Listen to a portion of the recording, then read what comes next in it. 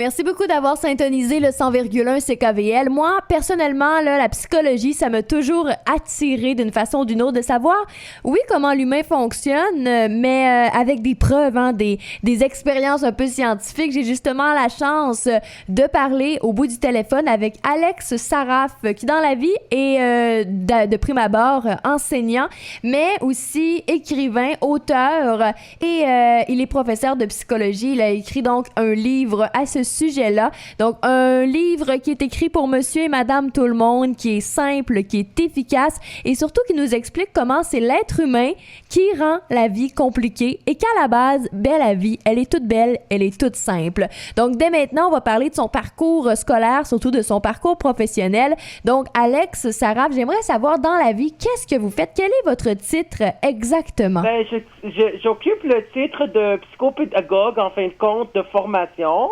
Puis j'enseigne au Cégep de Saint-Laurent à Montréal depuis 17 ans et demi. Donc, je donne le cours Initiation à la psychologie, psychologie du développement, psychologie sociale, psychologie de la santé mentale. J'ai enseigné communication aussi. C'est vraiment très large. Ouais, c'est vraiment large parce que j'ai le bac en psychologie. Puis j'ai la maîtrise en psychopédagogie qui est une branche de la psychologie, un champ de spécialisation en psychologie. Et au niveau du parcours scolaire, j'imagine que ça a été complexe avant de pouvoir enseigner plein de sortes de psychologie. Oui, bien sûr. C'est que moi, j'ai fait toutes mes études à l'Université de Montréal. Donc, j'ai le baccalauréat spécialisé en psychologie.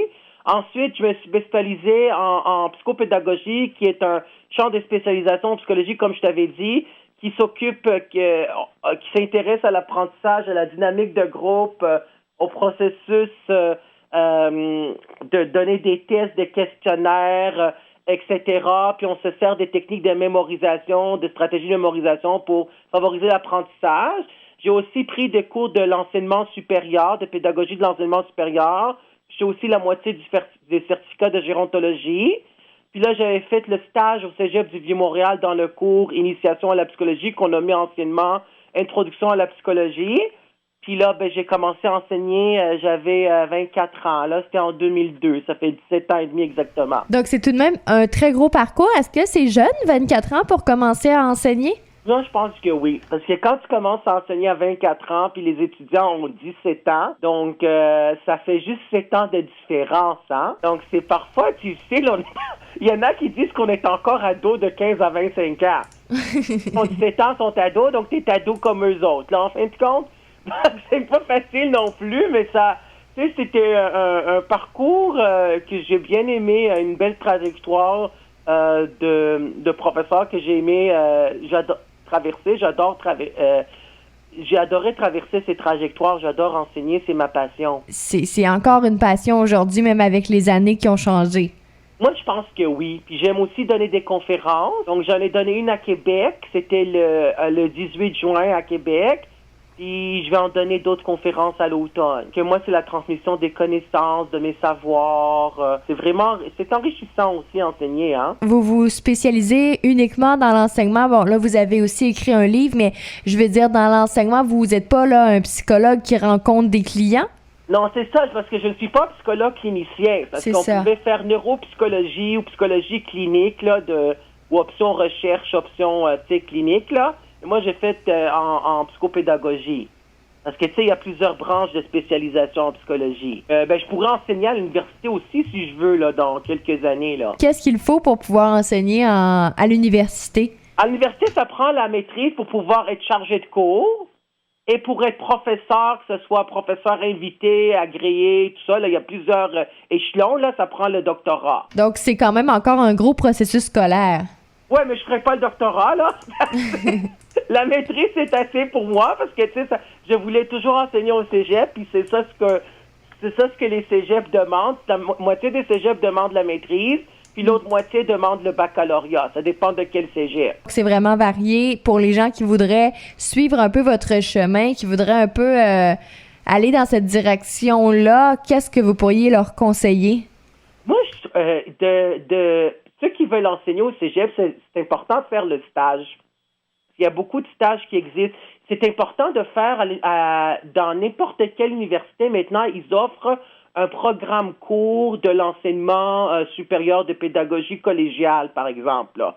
Ils l'ont à l'UQAM, ils l'ont à l'Université de Sherbrooke, je pense qu'ils ont aussi ça à Laval, ils ont, tu sais, à l'Université de Montréal. Donc ça peut énormément aider, puis faire le stage, puis d'appliquer dans tous les cégeps, en fin de compte, d'envoyer toujours ses CV, ils les gardent pendant 6 mois, je crois.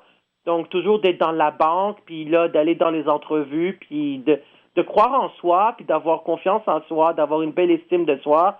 Quand on te convoque, c'est parce que tu es parmi les 3 candidats, parmi les 50, par exemple, ou 100 CV ou 200 CV, là. Mhm. Donc, c'est sûr, il faut croire, là, tu as une chance sur 3 de rentrer. Pour avoir lu une partie du livre, on sait que c'est vraiment les humains qui vous intéressent. J'imagine que tout le monde qui est en psychologie, ça doit être un peu ça aussi.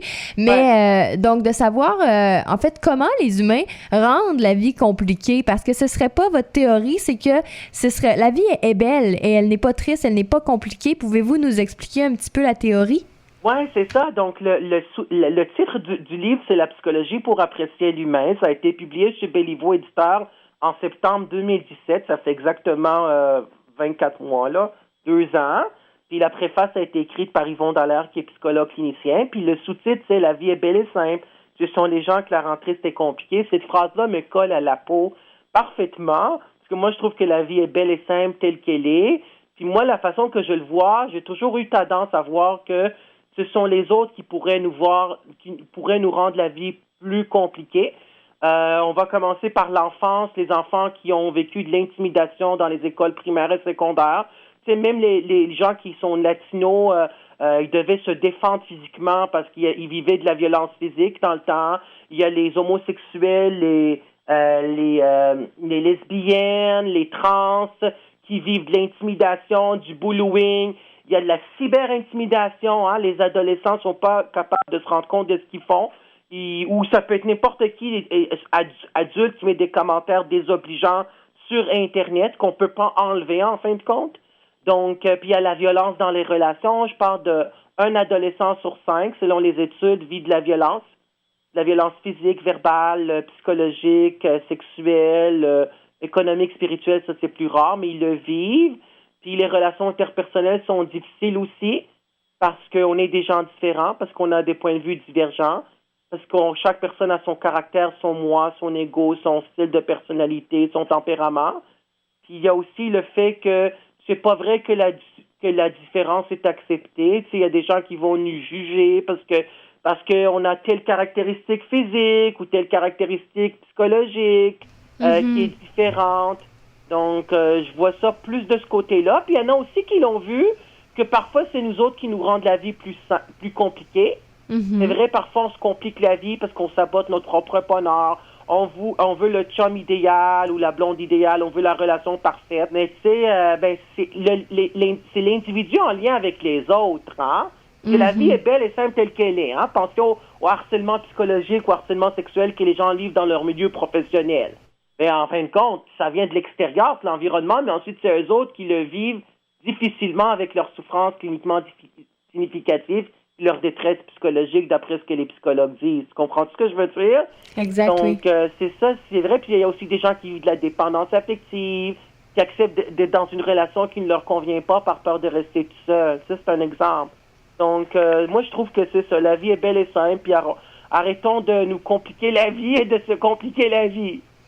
Parce qu'on a une seule vie à vivre, hein? Oui, en effet, c'est vrai, puis c'est un très beau message, mais est-ce que ça fait combien de temps que cette théorie, cette constatation, vous trottez en tête? Ben, moi, j'ai entendu cette citation, c'était écrit, en fin de compte, c'était dit et écrit par une de mes anciennes connaissances. C'était une fille qui avait écrit ça, puis qui me l'avait dit, puis j'étais en contact avec elle pendant des années, là aussi, là j'ai perdu contact avec elle, mais j'ai pas perdu contact avec l'idée, puis c'était depuis 2005, ça veut dire depuis à peu près 14 ans que j'ai ce message-là en tête, puis j'ai toujours voulu, comme cette phrase-là, soit connue du public, là, puis je suis contente d'avoir pu écrire mon livre et de le publier pour que ce message-là passe. Puis le livre, c'est un guide pratique. Donc, les gens qui vont lire le chapitre sur la violence dans les relations, sur les relations interpersonnelles, même sur la pédagogie collégiale. Parce que moi, j'ai un chapitre, moi j'enseigne, mais eux apprécient-ils? Tu sais, parfois, c'est pas vrai que tous les étudiants nous apprécient. Il y a toujours une minorité qui chiale ou qui sont pas contents. Puis on peut pas plaire à tout le monde, on peut pas contrôler la perception de l'autre aussi. Tu comprends? Puis il y a sur l'amour et le deuil, ça c'est difficile aussi de vivre un deuil. Et sur l'adolescence, tu sais, l'adolescence c'est parfois difficile aussi à vivre, hein. Mais Donc oui, la santé c'est mentale, la très difficile. ça me colle aussi parce que les gens, ça me colle aussi dans le sens que moi j'ai vu ça, tu sais, les gens qui ont des problèmes de santé mentale, un trouble de la personnalité ou un trouble du comportement ou un trouble d'anxiété généralisée ou une dépression majeure ou un trouble bipolaire ou une schizophrénie, ben comment les gens vont leur rendre la vie plus compliquée? Ben on va les étiqueter. On va dire cette personne-là est folle. On va pas croire ce qu'elle dit. On va mettre une étiquette sur cette personne-là. On va la stigmatiser. C'est même au niveau, au niveau amical, etc. On va la rejeter. On va pas l'accepter comme amie parce qu'elle est différente, parce qu'elle a une déficience mentale, etc. Donc, on voit ça, tu comprends-tu, dans la vie quotidienne de tous les jours, ce qui est vraiment dommage. C'est ça le message que je voulais passer, que la vie est belle et simple et que ce sont les gens qui la rendent c'est compliqué. Il y a aussi sur la dynamique de groupe un chapitre sur la santé sexuelle, la santé amoureuse. Puis c'est ça, là, l'amour et le deuil, ça c'est important aussi. Mais est-ce que les gens, vous passez bien sûr le message, mais est-ce que les gens le croient, l'absorbent? Est-ce qu'ils sont d'accord avec le message? Ben, habituellement, je peux te le dire, parce que moi, je montre mon livre à des gens que je croise, ou que je connais, ou que je fais la connaissance d'eux. Puis à chaque fois, je te jure sur ma vie, moi, je leur montre mon livre. Je dis, hey, j'ai publié mon livre, tu le sais-tu? Parce que moi, j'ai 15 livres chez moi. Tu sais, avant, j'en avais beaucoup, là. Mais je les ai envoyés aux bibliothèques. Mon livre va être dans 266 bibliothèques, tu sais. La moitié des bibliothèques, j'ai enlevé mon livre gratuitement comme don. Là, j'ai écoulé tous mes livres.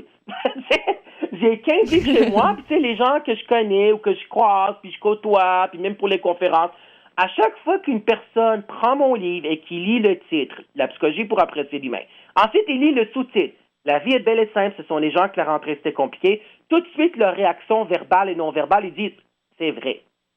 Ils disent ça, c'est vrai, puis ils font ça avec leur tête, le hochement de tête, là. C'est-à-dire, ils croient à ça, là. Ils disent, c'est vrai, t'as raison. Donc, les autres, ça leur colle aussi, cette citation-là. Ils croient que c'est vrai. J'ai toujours eu que des commentaires que c'est vrai. C'est comme que c'était confirmé avec ce qu'ils disaient. Qui aimaient le sous-titre parce que c'est vrai. Exactement. Donc, ça touche les gens. Puis on est beaucoup dans cette mentalité-là en 2019 de, voir le verre à moitié plein, d'être positif, d'essayer d'arrêter de chialer, de se plaindre. Mais c'est surtout facile à dire et un peu moins facile à faire, là. Ah, c'est un peu moins facile à faire parce que moi, j'ai pris une formation avec une neuropsychologue, une conférence formation là, de 3 heures ou 2 heures. Là. Elle avait dit que le cerveau est préprogrammé au niveau neurobiologique d'être axé sur l'aspect plus négatif que sur l'aspect positif. Parfois, ce qu'on entend, là, c'est le négatif. Puis les gens focus et vont fixer leur attention, vont porter leur attention sur les 2-3 personnes qui chialent, là. Tu comprends ce que je veux dire? Ou qui sont pas contents. Mais là, c'est la majorité qui l'emporte, hein. Si c'est le 90% qui est content, on peut pas plaire à tout le monde non plus, hein. Tu sais, si t'en vas dans une conférence, puis parfois on n'aime pas le style de conférencier, sa personnalité, etc., ben, c'est une minorité. La majorité reste puis aime ça, là. C'est moi, ça m'est arrivé, j'étais allé à une conférence puis j'ai pas aimé. Ben, j'ai quitté. Donc, tout simplement. Tu comprends-tu? Ça t'appartient aussi. Tu vas pas aller rendre la vie plus compliquée. Là, je me suis dit, je vais lever ma main puis je vais dire au conférencier, non, je suis pas d'accord avec ce que vous dites, je suis pas d'accord comment vous l'interprétez. Tu comprends-tu? Mais non, j'ai juste quitté. Mais comment est-ce qu'on fait pour que la vie soit belle puis pour arrêter de se concentrer sur le négatif, selon vous? Ben, je pense que, premièrement, il faut se dire une chose. La vie est courte, on a une seule vie à vivre. Les gens en moyenne, les femmes vivent jusqu'à 82 ans, 83 ans. Les hommes, c'est 78, 79 ans. On a une seule vie à vivre, il faut se rendre heureux, il faut prendre tout ce qui est... Tu sais, il faut faire ce qu'on appelle de la psychologie positive aussi, hein? Il faut prendre le négatif puis de le tourner en positif. Donc, chaque chose qu'on vit, c'est plus facile à faire qu'à dire qu'à faire, hein? Ça, je l'avoue. Donc, chaque chose qu'on vit, c'est du négatif au début, mais on peut le tourner en positif. Mettons les gens qui se sont séparés. Les gens qui se sont séparés voient toujours ça comme un échec amoureux. Mais, en fin de compte, c'est pour grandir intérieurement, cette relation-là ne te convenait pas, ou ça ne convenait pas à l'autre, puis ça ne marchait pas. Donc, on passe à l'étape suivante. C'est un deuil, c'est un processus de renoncement. Puis oui, j'avoue, c'est difficile, puis écoute, chapeau à ceux qui le vivent, puis j'ai beaucoup d'empathie à ces gens-là. Mais ensuite, après les années, on se rend compte que mieux vaut être seul que mal accompagné. C'est pas si grave que ça si on reste seul alors qu'on était dans une relation qui ne nous convenait pas. Mettons dans un milieu professionnel. Habituellement, les gens, quand ça va pas bien au travail, ben ils vont rester. Il faut qu'ils tournent le négatif puis le positif, soit quitter, soit changer. On peut pas changer les autres, on peut juste changer soi-même. Ou tu sais, dans une relation amicale que ça ne convient pas, ben on peut s'affirmer, on peut dire ce qu'on veut, ce qu'on pense, mes opinions, mes attentes avec le jeu. Hein, je ne suis pas d'accord avec ça, je n'aime pas ce que tu fais. Puis on va voir si l'autre personne change. Si l'autre personne ne veut pas changer, puis elle continue, puis tu n'es pas bien dans cette relation-là, ben écoute toi-même comment toi tu te sens à l'intérieur. C'est ta petite voix intérieure qui te guide. À un moment donné, tu vas dire, ben là, ça me convient pas. Donc, je mets fin à cette amitié-là. C'est pas grave, on fait des bouts de chemin avec les gens. Tu sais, je crois ça sincèrement au fond de mon cœur. Tu comprends-tu? Oui, tout à fait. Tu sais, les gens restent dans des endroits qu'ils n'aiment pas, dans des emplois, dans des amitiés, dans des relations de couple, dans des appartements qu'ils n'aiment pas, qui leur convient pas. Mais il faut prendre ce qui est là, qui est négatif, puis de le tourner en positif, de le dire, moi, je vis ma vie. Je vis mon moment présent aussi. Il faut pas vivre dans le passé. Le passé, c'est du vécu. On peut apprendre à travers nos erreurs pour le passé. On ne peut pas revenir, puis il faut vraiment aller de l'avant, puis vivre le moment présent. Puis il ne faut pas être trop difficile envers soi-même. Hein? Il faut être indulgent, il faut être aimant envers soi-même, avoir de la douceur, puis dire, OK, ça, j'ai fait ça, c'était une erreur, l'erreur est humaine, comme le dit Alexander Pope. Les psychologues disent, c'est pas parce qu'on a fait une erreur qu'on est une erreur. C'est correct, j'apprends de mon erreur, je ne veux pas le refaire, cette erreur-là, mais je ne veux pas faire de la peine ni à moi, ni à l'autre, puis je veux être bien dans une relation qui me convient et dans une relation qui me parle, même avec la famille, avec la belle famille, tu sais, d'être capable de s'affirmer, d'avoir une bonne estime de soi. Puis ce qui peut aider en plus dans les relations interpersonnelles, c'est d'avoir de l'empathie. Si quelqu'un me dit quelque chose que j'ai pas aimé, je vais mettre à sa place, je dis pourquoi il dit ça? Pourquoi il me fait vivre ça? Parfois, je suis capable de comprendre sa souffrance, mais à un moment donné, ça m'appartient plus, là. Tu sais, les psychologues humanistes le disent, qu'est-ce qui m'appartient? Qu'est-ce qui m'appartient pas? Il y a des affaires qui m'appartiennent pas, là. Donc, l'empathie aussi, ça peut aider dans les relations interpersonnelles. Je peux comprendre ce que l'autre vit et ce que l'autre ressent. Hein. Mettons, avoir de l'empathie envers les gens qui ont des difficultés sexuelles, qui ont des incapacités physiques, des problèmes de santé mentale, et ainsi de suite. Et les gens sont très faciles à juger les autres. À chaque fois qu'il y a un comportement qui est plus atypique, qui est moins commun, là, les gens sautent sur leurs chevaux puis commencent à juger les gens. Mais ils comprennent pas ce qui est derrière ça. Hein. Moi, j'ai beaucoup d'empathie envers les gens qui ont des troubles, que ce soit troubles physiques, des déficiences mentales, etc. Moi, je prône l'empathie depuis des années, moi. Je l'enseigne à mes étudiants. On peut choisir. Donc, vous avez donné l'exemple tout à l'heure, la conférence, vous êtes tout simplement parti, ça vous convenait pas, vous étiez pas d'accord, c'était à la limite une perte de temps pour vous. Donc, pour votre bonheur personnel, vous avez décidé de quitter.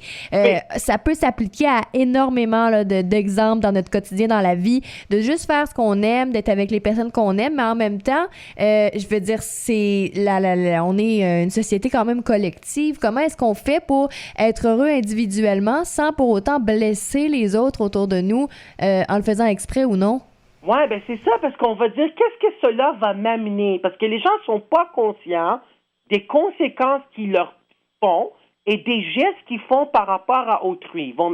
Ils vont plus aimer la personne, donc ils vont aller faire de la violence psychologique puis de la violence verbale envers ces personnes-là, parce que ces personnes-là n'ont rien pour elles. Tu comprends ce que je veux dire? Après des années, donc elles peuvent... Elles disent, ben là, je me défouler. Là, c'est en fin de compte comme mon ennemi, là, comme ami ou comme chum ou comme blonde. Moi, je donne l'exemple. Moi, j'étais à cette conférence-là. Puis je dirais pas quelle date puis où, mais cette conférence-là ne me convenait pas. Puis j'ai pas aimé comment le conférencier, comment il abordait les choses. Donc moi, j'aurais pu rester là puis rendre la vie compliquée de tout le monde qui était là et surtout du conférencier puis de lever la main, de dire, je suis pas d'accord avec ce que vous dites. J'ai dit non. Je suis resté une demi-heure, une heure. Je pense que je suis resté une demi-heure ou une heure. Puis là, j'ai dit, je suis parti. J'ai dit à celle qui l'organisait, cette conférence me convenait pas. J'ai parlé au téléphone, j'ai même pas payé. Puis j'ai dit, je voulais juste partir. Puis j'ai bien fait pour moi.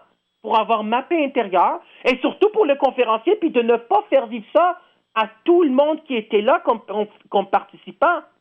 Parce que la majorité ont aimé. Ça est arrivé une seule fois dans ma vie. Puis j'ai suivi tellement de formations puis de conférences, mais ça collait pas. Donc, quand ça colle pas, pourquoi tu vas rendre la vie compliquée des autres? Faut-tu juste respecter les gens qui sont bien et qui sont corrects? Ben, c'est à toi de changer, c'est à toi de quitter. Comprends-tu ce que je veux dire? Si t'es pas heureux dans une relation de couple, puis ta blonde puis ton chum ne te convient plus, mais pourquoi tu restes pour lui rendre la vie plus compliquée? Il y en a qui vont rester pour les enfants, pour l'argent. Il y en a qui vont devenir violents. Ça te convient plus, ben quitte. Ou si tu n'aimes plus la personne, ben tu lui dois l'honnêteté puis la sincérité, quitte. Comprends-tu ce que je veux dire? Si t'es pas bien dans un groupe de socialisation, ben va voir ailleurs, va prendre un autre groupe de socialisation. Ça te convient plus à tes besoins, à toi. Comprends-tu? Parce qu'on est des êtres interpersonnels. Donc, en tant que collectivité, il ne faut pas juste regarder moi. Il faut regarder les autres. C'est quoi, moi, mon influence par rapport aux autres? Moi, je suis un acteur social. Je suis dans un groupe de socialisation puis je me sens pas bien. Ben, peut-être que c'est pas la bonne place pour toi. Tu vas convenir ton besoin ailleurs. Tu comprends-tu ce que je veux dire? Puis les gens et faire aussi de l'introspection. Tu comprends-tu ce que je veux dire? C'est une réflexion personnelle. Puis ça, les gens ont bien de la difficulté avec ça. Surtout dans notre collectivité, tu sais, dans le monde, on est dans une société aussi qui est individualiste. Chaque personne pense à lui puis à elle. Mm-hmm. L'introspection, c'est une réflexion personnelle qui consiste à décrire ce que je pense, ce que je crois, ce que je ressens à l'intérieur de moi en relation avec les autres. Là, je vais dire, OK, ça, j'aime pas ça, ça, je peux changer ça, mais ça, je peux pas changer ça, hein? Je peux pas changer que mon ami est possessif. Il y a des amis qui sont aussi possessifs. Tu as le droit d'avoir juste eux comme amis, mais pas les autres. Mais là, tu dis, je veux pas un ami comme ça. Comprends-tu ce que je veux dire? C'est surtout ça, puis les gens ont toujours de la difficulté à s'affirmer parce qu'ils ont peur de décevoir puis faire de la peine aux autres. Mais en tant que collectivité, il faut s'affirmer, puis il faut être capable de dire ce qu'on aime puis ce qu'on n'aime pas. Et donc, le livre nous permet, entre autres, de faire une introspection, comme vous venez de le dire, mais surtout de se poser les vraies questions puis de prendre conscience un peu de ce phénomène-là, parce que c'est vrai que quand on l'applique, quand on le comprend, et surtout quand on est d'accord avec cette idée-là, que, la vie, dans le fond, elle est simple, c'est nous qui la rendons complexe, ça peut nous la simplifier, la vie. Et le livre, c'est quand même un court livre. Là, on parle, il y a moins de 300 pages, si je me trompe pas. Ouais. Il y a d'ailleurs à la fin, c'est sûr qu'on voit les sources, tout ça, mais de façon générale, c'est un livre qui est facile à comprendre. Il n'est pas en langage de psychologue, là. Non, c'est ça. Il est vraiment facile à lire. Tu sais, tu peux lire en 3 soirées, tu peux lire toute une fin de semaine. Ça se lit vraiment bien. Écoute, moi, je l'ai lu 9 fois avant qu'il soit publié. Assuré que tout était beau parce que je me suis dit, ça faisait 10 ans que je voulais mon livre. Donc, je l'ai lu. Tu peux lire ça sur ton balcon pendant l'été. C'est vraiment un guide pratique qui va te faire comprendre par rapport à toi et par rapport à l'individu dans son environnement. Puis ça va vraiment, c'est comme j'ai un témoignage sur le deuil, par exemple. Et c'est ça ce que les gens vivent. Tu vas pouvoir comprendre qu'un deuil, c'est un renoncement, c'est 18 à 24 mois. Tu vas comprendre par rapport à la sexualité des jeunes, sans juger, hein. Tu dois comprendre par rapport aux problèmes de santé mentale. Donc, ça se lit assez bien. C'est un livre de référence, de guide qui est vraiment écrit dans un langage simple, avec un sens de l'humour. C'est, comme le disait Yvon Dallaire, c'est un livre de vulgarisation réussi. J'ai gros bon sens. Il appelait ça GBS, là. Gros bon sens, là. Gros bon sens, c'est ça, GBS, là. Donc, il dit c'est un gros bon sens, c'est comme, ça peut nous guider énormément. Oui. Puis, c'est ça, moi, c'est 199 pages. Ça m'avait pris quand même 3 ans de l'écrire parce que j'enseignais à temps plein, J'enseignais à temps plein, puis je donnais le nouveau cours psychologie de la santé mentale et psychologie de la sexualité. Puis c'est un livre quand même qui a été validé par des spécialistes, par des experts. Parce que moi, je voulais que ça soit comme validé que c'est un bon livre par eux, tu comprends-tu? Mm-hmm. Parce que les gens vont dire, Yvon Dallaire, c'est un psychologue clinicien et formateur, puis auteur, c'est un conférencier très reconnu. J'ai suivi la formation avec lui, puis avec son collègue Dr. Yves Salty. Donc, Yvon Dallaire a lu tout le livre puis l'avait validé. Il y a Michel Doré qu'on connaît bien, qui est un sociologue de la sexualité. Lui, il l'a validé sur les 13 pages sur les orientations sexuelles et les identités de genre. Parce que j'ai dit que c'est biopsychosocial, qu'on peut comprendre aussi la souffrance des hommes gays qui découvrent leur homosexualité à l'adolescence. Ils ont 3 à 8 fois plus de chances de faire des tentatives de suicide. Il y a André Binette, qui est un ancien psychologue, que lui, il a lu le chapitre sur la santé mentale. Puis il y a aussi Yves Saint-Arnaud. Yves Saint-Arnaud a écrit le modèle du groupe optimal pour la dynamique de groupe. Donc les gens vont comprendre c'est quoi une dynamique de groupe. Tu sais qu'il y a la naissance du groupe, le groupe, la croissance du groupe, le groupe pour atteindre une maturité objective, puis la mort du groupe. Donc, ceux qui travaillent dans des groupes, au travail ou dans un groupe de psychothérapie, etc., ils vont comprendre comment se forme la dynamique de groupe. Donc, Yves Saint-Arnaud. Yves Saint-Arnaud, c'est un auteur, c'est un écrivain, c'est un ancien psychologue, clinicien qui a validé tout le chapitre sur la dynamique de groupe. Puis, il y a Nicole Audette, que je connais depuis 6 ans que je la connais, là. Nicole Audette, qui est une sexologue clinicienne qui a presque 40 ans de carrière, qui a écrit des livres, elle est spécialiste, entre autres, sur l'éjaculation précoce, puis elle a lu, puis même relu le chapitre sur la santé sexuelle pour pouvoir valider que ce que j'ai écrit était bon, puis elle m'a donné des commentaires puis des suggestions. Nicole Audette. Donc, en fin de compte, je remercie tous ces gens-là. Je prends la parole pour leur dire merci infiniment de m'avoir permis de valider ce livre-là, qu'ils l'ont validé. Puis surtout, merci à Béliveau Éditeur. Moi, Béliveau Éditeur, c'était toujours ma maison d'édition coup de cœur. Je voulais publier avec eux parce que je voulais que ce livre-là soit par partie de leur répertoire. Donc, merci infiniment à Mathieu Béliveau, Annabelle Boyer puis Sylvain Dion d'avoir permis la publication de ce livre. Je suis très content d'être avec eux autres comme maison d'édition. Et puis, est-ce qu'on peut s'attendre à un autre livre prochainement? Oh my God! Moi, ça m'a été demandé, j'y ai pensé à de l'écrire, mais il faut vraiment que je sois chez moi un été, quelques mois de l'écrire. J'ai pensé à commencer un autre cette année ou l'année passée, mais là, ce qui est arrivé, c'est que la promotion se poursuit. Comprends-tu ce que je veux dire? C'est que là, en fin de compte, en faisant cette entrevue de radio avec toi, mais aujourd'hui, c'est rendu à ma 17e entrevue de radio. Donc, j'en ai fait beaucoup. Il m'en reste encore 2-3 autres à l'automne. Je fais aussi des conférences. Donc, les entrevues de radio, de télé, les conférences, ça va jusqu'à janvier. En janvier, ça va faire 2 ans et demi que le livre a été publié. Donc, ça se peut que oui, dans 2-3 ans, quand j'aurai l'inspiration, quand j'aurai plus de temps, mais j'étais tellement occupée par rapport aux entrevues, ça prend beaucoup de temps, de contacter les gens sur Facebook. Donc, je me suis dit, non, je veux faire la promotion de ce livre-là en premier.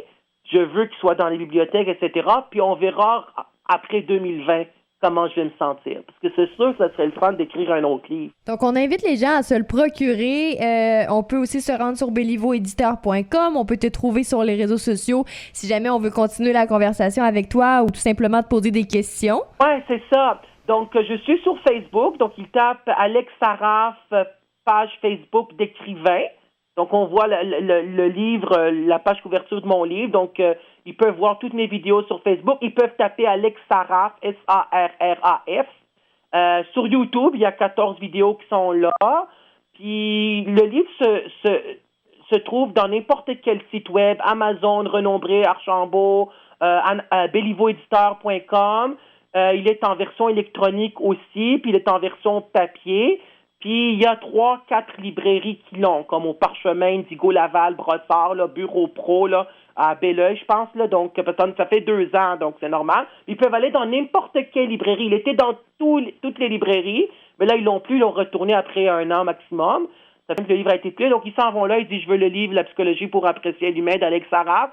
Ça prend 5 à 10 jours ouvrables, puis ils reçoivent le livre, là. Puis moi, je vais continuer la promotion, donc jusqu'à janvier. Je vais continuer après, mais je veux dire, les entrevues de radio, puis tout ça, les conférences vont aller jusqu'à janvier. Donc, si jamais les gens m'invitent je vais donner aussi probablement des conférences dans les bibliothèques.